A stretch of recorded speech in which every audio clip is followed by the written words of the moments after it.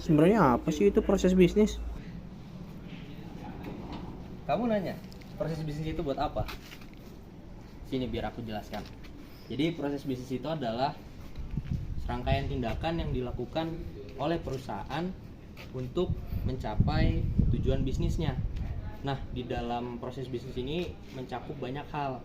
Salah satu beberapa di antaranya adalah perencanaan, pengorganisasian, eksekusi, dan pengendalian aktivitas bisnis.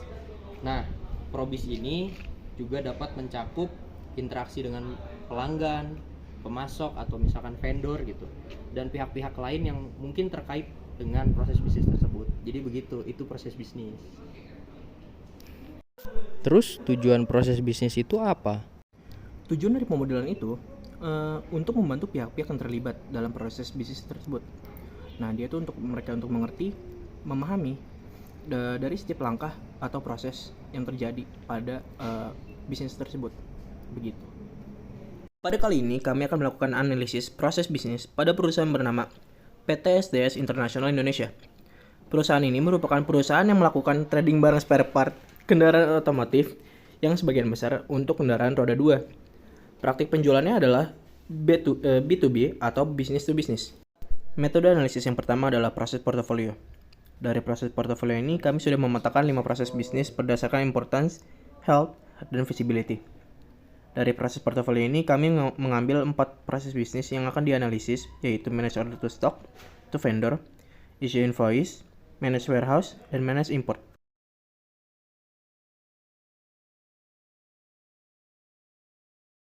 Yang pertama adalah manage order stock to vendor. Pada proses ini memiliki importance 90% karena pengadaan barang yang akan dijual ke konsumen mengandalkan perusahaan Sawadenko yang sebagai vendor. Haltnya 60% karena terkadang ada tuntutan-tuntutan dari vendor yang harus dipenuhi. Meskipun SDS di sini berperan sebagai konsumen. Visibility 75% karena hubungan SDS dengan vendor yang sudah berjalan selama bertahun-tahun, maka proses ini cukup mudah untuk dicapai.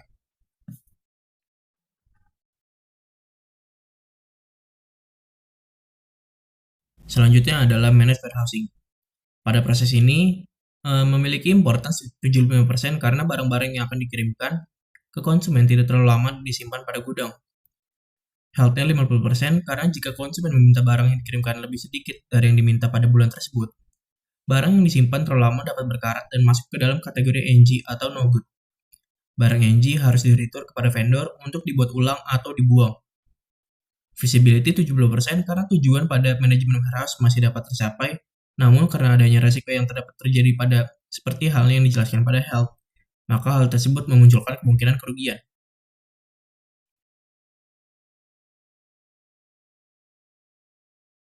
Kemudian manage import memiliki importance 40% karena mayoritas pengadaan barang itu dilakukan secara domestik. Yang dilakukan impor itu cuma komponen yang tidak bisa diproduksi di Indonesia. Kemudian health-nya 70% karena aktivitasnya banyak yang diserahkan kepada pihak ketiga seperti bongkar muat, penyimpanan barang, buangan limbah yang dihasilkan dari pengiriman impor. Tapi jika administrasinya tidak dilaksanakan dengan baik, hal tersebut bisa menghambat proses impor. Kemudian feasibility 90% karena yang dilakukan impor hanyalah barang-barang yang tidak diproduksi secara domestik atau di dalam negeri, maka aktivitas impor adalah hal yang paling visible untuk dilakukan.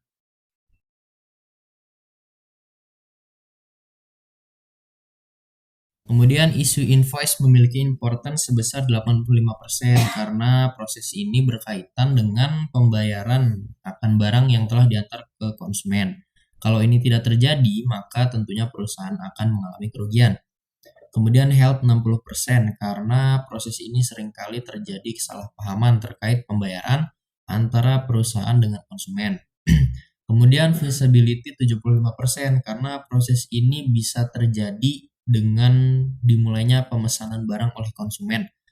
Tentunya jika tidak ada konsumen yang memesan, maka proses ini tidak akan terjadi. Proses bisnis order stock to vendor.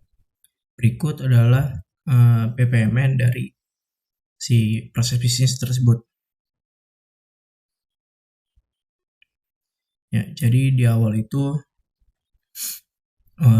dimulai dengan si forecast itu diterima oleh perusahaan yang dikirimkan oleh konsumen.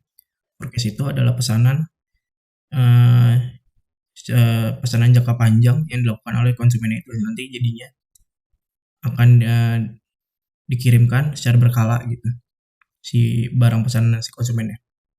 Nah, saat forecast itu diterima oleh sales, sales akan membuat dokumen dan akan dikirimkan kepada operation yang ada di bawah LCC. Jadi operation akan melakukan pembaruan pada simulasi juga. Nah, simulasinya itu semacam purchase order yang dilakukan oleh si konsumen itu secara berkala. Jadi berdasarkan forecast, si konsumen itu akan ngambil beberapa. Nah, itu masuk ke dalam si simulasinya itu. Nah, sementara itu sales akan membuat purchase order dan forecastnya itu untuk dikirimkan ke vendor. Nah, setelah itu akan dilakukan pengecekan dokumen dan jika ada kesalahan, nanti si dokumennya itu akan dibuat ulang hingga si dokumen itu dapat diterima. Nah, pada saat yang sama, LCC yang menaungi operation dan juga warehouse akan membuat receiving sheet. Receiving sheet-nya itu akan dikirimkan kepada Showa-Denko yang sebagai vendornya kita. Nah, setelah itu Showa-Denko akan menerima PO dan juga forecast dan memulai persiapan produksinya itu dengan menyiapkan materialnya terlebih dahulu. Nah, setelah itu vendor akan mendapatkan RS yang dikirimkan oleh LCC. Nah, vendor akan melakukan setelah itu vendor akan melakukan quality control jika sudah selesai dari produksinya dan akan update hasilnya itu ke LCC. Nah, setelah itu barang hasil QC-nya itu yang disetujui, vendor akan mengirim barangnya itu sesuai dengan RS-nya tadi yang udah diberikan oleh si LCC. Nah, warehouse akan mengecek apakah vendor mengikuti RS atau tidak. Jika barang ada yang no good atau NG dan tidak sesuai dengan RS, barang akan dikembalikan ke vendor dan atau meminta vendornya itu untuk cek lagi apakah produksinya itu udah sesuai dengan RS-nya atau tidak. Nah, jika barang sudah sesuai, maka warehouse akan tanda tangan surat jalan yang dikeluarkan oleh si vendornya. Maka proses bisnis ini telah berhenti. Oke, baik, di sini saya akan menjelaskan proses bisnis dari issue invoice. Proses ini dimulai ketika PT SDS telah menerima informasi bahwa barang telah diterima oleh customer. Kemudian, PT SDS bagian operation akan membuat informasi pembayaran berupa dokumen pembayaran. Setelah itu, bagian operation akan mengecek dokumen forecast customer dan juga mengecek surat jalan yang berisikan jumlah dan harga barang yang telah dikirimkan ke customer sebelumnya. Nah, berdasarkan pengecekan tadi, bagian operation akan mengisikan data-data tersebut ke dokumen pembayaran atau informasi pembayaran. Nah, setelah itu, dokumen pembayaran tersebut akan dilengkapi. Ketika dokumen pembayarannya tidak lengkap data-datanya, bagian operation akan mengecek ulang dokumen forecast customer dan juga surat jalan customer. Tetapi ketika dokumen pembayarannya sudah lengkap, maka bagian operation akan mengirimkan dokumen pembayaran tersebut ke bagian pihak akunting PT SDS.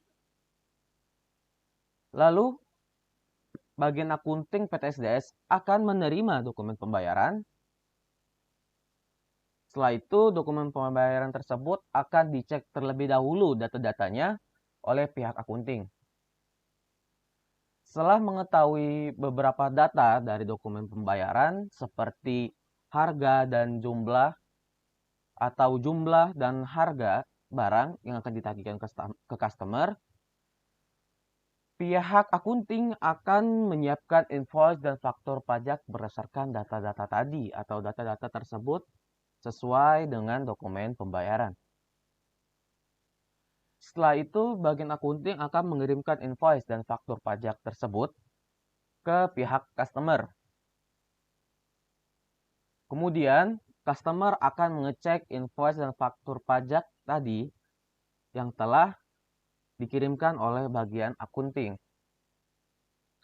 Ketika invoice dan faktur pajaknya tidak sesuai dengan barang yang telah diterima oleh customer akan mengirimkan kembali data-data atau invoice dan faktur pajak tadi ke PT SDS. Setelah itu, bagian akunting akan menerima konfirmasi mengenai kevalidan data-data yang dikirimkan tadi. Ketika data-data yang dikirimkan tidak sesuai berdasarkan customer atau customer mengomplain bahwa invoice dan faktur pajak tidak sesuai, maka bagian akunting akan mengecek dokumen pembayaran sebelumnya. Lalu setelah itu, bagian akunting akan mengecek forecast customer, surat jalan, dan keluhan-keluhan customer untuk dibuatkan invoice dan faktur pajak baru. Kemudian setelah itu, setelah dibuatkan invoice dan faktur pajak baru, maka bagian akunting akan mengirimkan kembali invoice dan faktur pajak tersebut ke customer. Setelah itu, customer akan mengecek invoice dan faktur pajak baru lagi itu. Setelah customer mengecek kembali dan ternyata invoice dan faktur pajaknya itu telah benar, maka customer akan mengkonfirmasi kebenaran data-data tersebut. Setelah itu, bagian akunting akan menerima konfirmasi tentang kebenarannya, lalu bagian akunting akan mengkonfirmasi pembayaran invoice tersebut ke customer. Setelah itu, pihak customer akan mengkonfirmasi pembayaran tersebut dan akan melakukan pembayaran berdasarkan invoice dan faktur pajak tadi. Kemudian, setelah dilakukan pembayaran, maka pihak akunting akan menerima pembayaran dari pihak customer. Setelah menerima pembayaran, maka proses ini telah selesai. Kemudian terdapat BPMN manage import atau impor barang. Jadi proses bisnis impor barang itu dimulai ketika customer mengirimkan permintaan HS code kepada sales. Maka sales akan menunggu pengiriman konfirmasi HS code. Kemudian sales akan memberikan konfirmasi HS code kepada customer. Setelah memberikan konfirmasi HS code kepada customer, warehouse akan menerima request approval. Nah, terdapat dua opsi pada aktivitas ini. Yang pertama itu tidak approve, dan kalau tidak approve maka warehouse akan meminta customer untuk memperbaiki HS code. Kemudian warehouse akan menerima HS code yang telah diperbaiki. Namun jika approve, maka akan dilanjutkan kepada aktivitas yang selanjutnya, yaitu warehouse akan mengirimkan HS code kepada accounting. Nah, setelah accounting menerima HS code, maka accounting akan membuat form D atau formulir D. Nah, setelah membuat form D ini ada inputnya dokumen form D. Nah, setelah membuat form D, accounting akan membuat formulir persetujuan form D, di mana formulir persetujuan itu akan dikirimkan kepada Kemendak. Nah, setelah Kemendak menerima, itu ada dua opsi juga, antara disetujui atau tidak disetujui. Nah, jika tidak disetujui, maka Kemendak akan meminta perbaikan form D. Namun jika disetujui, maka akan dilanjutkan kepada aktivitas selanjutnya, yaitu accounting akan mengecek ulang form D, apakah ada perbaikan atau tidak. Jika ada perbaikan, maka akan dilakukan perbaikan dan kemudian kembali kepada mengirim formulir persetujuan form D yang terbaru kepada Kemendak. Tapi jika tidak ada perbaikan, maka accounting bisa langsung mengirim form D kepada customer. Nah, kemudian customer itu akan memberikan konfirmasi penerimaan form D kepada accounting, dan accounting akan menerima konfirmasi penerimaan form D, dan setelah menerima konfirmasi penerimaan form D, maka proses bisnis manage import atau impor barang ini berakhir. Oke, baik, di sini saya akan menjelaskan BPMN dari Probis Manage Warehouse. Probis ini dimulai dari vendor mengirim barang ke warehouse PT SDS. PT SDS akan menerima barang tersebut.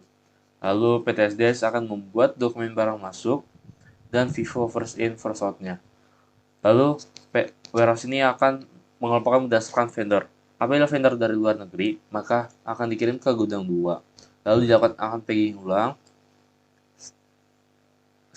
Setelah itu akan dikirim ke gudang utama dan dimasukkan ke rak vendor luar. Sedangkan kalau vendor lokal, cukup dimasukkan ke rak vendor lokal saja. Lalu akan dilakukan pelompokan berdasarkan customer, lalu akan dikirim ke operasional. Saat di operasional akan dimasukkan ke tempat quality control check, lalu dilakukan quality control check. Apabila tidak lolos quality control check, akan dimasukkan ke barang yang NG, not good. Nah, barang NG ini akan dikembalikan ke vendor, lalu vendor akan mengirim balik barang tersebut. Nah, apabila barang tersebut lolos quality control check, maka barang tersebut dikirim ke warehouse.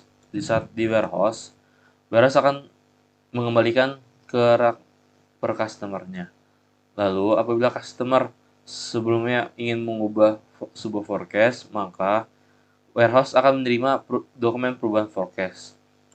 Nah, warehouse akan menyiapkan barang sesuai perubahan forecast yang baru.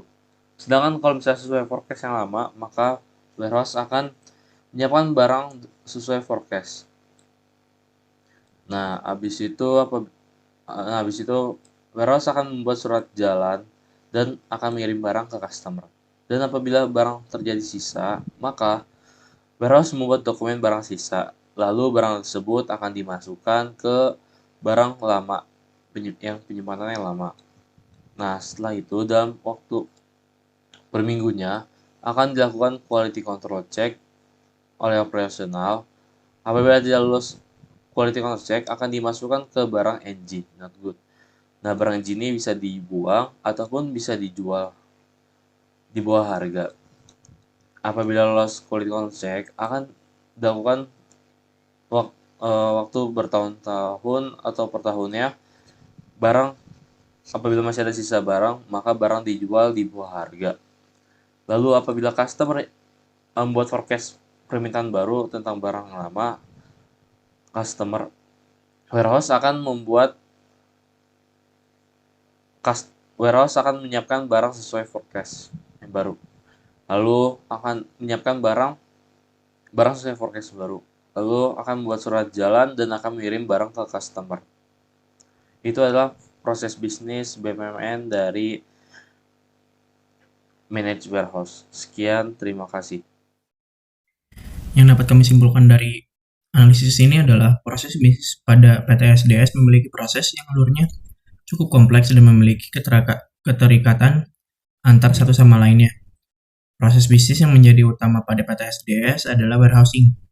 Hasil dari analisis proses bisnis PT SDS Indonesia menggunakan tools BPMN adalah bahwa tidak terdapat permasalahan dari proses bisnis yang ada di perusahaan tersebut.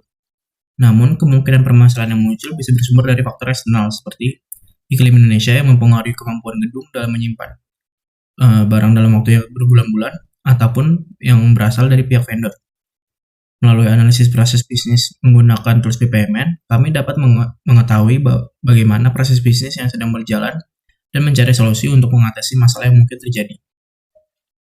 Pengalaman yang kami dapatkan ketika memodelkan proses bisnis pada PT SDS ini, kami menjadi mengetahui berbagai hal yang berkaitan dengan struktur bisnis.